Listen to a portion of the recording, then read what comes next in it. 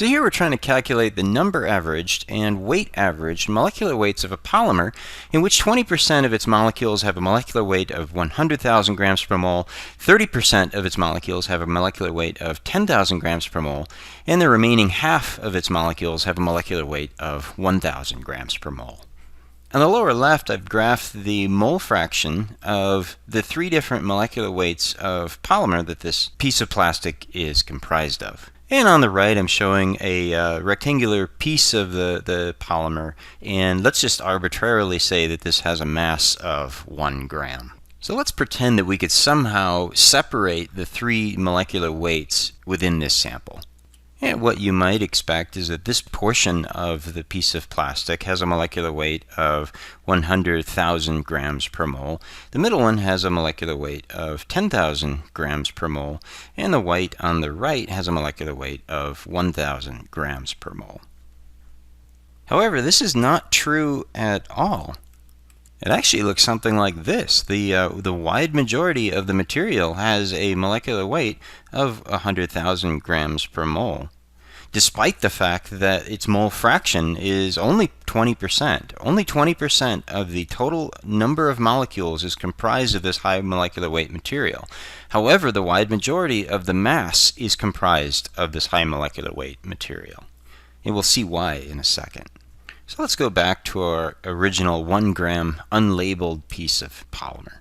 And I'm going to call this M total, representing the total mass of our sample. Well, let's try to figure out the number of moles within our sample. So we want to figure out N total, and we don't know what this number is. It's some number of moles.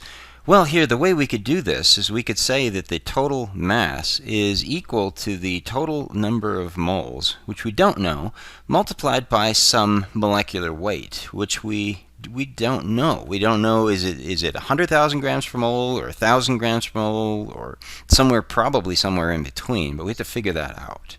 It turns out that this molecular weight is equal to what's known as the number averaged molecular weight. We'll use M with a bar over it representing average molecular weight, and the subscript N means we're averaging over the number of molecules. The way we calculate the number averaged molecular weight is to take the mole fraction x1 multiplied by the molecular weight mw1 plus the mole fraction of the second molecular weight plus the mole fraction of the third molecular weight. In this case, x3 is equal to 50%, and the molecular weight mw3 is equal to 1,000 grams per mole. If we substitute in numbers and make the calculation, we find that the number averaged molecular weight is equal to 23,500 grams per mole. We can use that molecular weight then to calculate that we have 4.26 times 10 to the minus fifth moles of molecules. Some of those molecules are big ones, and some of the molecules are really small. Well, let's calculate the number of moles of the molecules that have a molecular weight of 100,000 grams per mole. So to calculate that, we'll call that N1. It's going to be the mole fraction multiplied by the total number of moles in our sample. So x1 is equal to 0.2, and we'll multiply that by 4.26 times 10 to the minus fifth moles. And that leaves us with 0.85 times 10 to the minus fifth mole. And I can do the same thing to calculate the number of moles that have a molecular weight of 10,000 grams per mole, and again for the ones that have a molecular weight of 1,000 grams per mole. And note, just to confirm, if I add these three numbers up, I do come up with the total number of moles within the sample. The next thing I'm going to do is calculate the mass of polymer that has a molecular weight of 100,000 grams per mole. So to calculate that, I'm going to take the number of moles of that molecular weight multiplied by its molecular weight. So I've got 0.85 times 10 to the minus fifth moles multiplied by the molecular weight of 100,000 grams per mole. What I find is that the total mass is 0.851 grams. And think about that for a second. We're looking at a polymer in which only 20% of the molecules is comprised of this large molecular weight polymer. However, most of our sample is comprised of that molecular weight. So maybe now it's becoming a bit more obvious why the distribution looks the way it does, because 0.851 grams is comprised of the high molecular weight.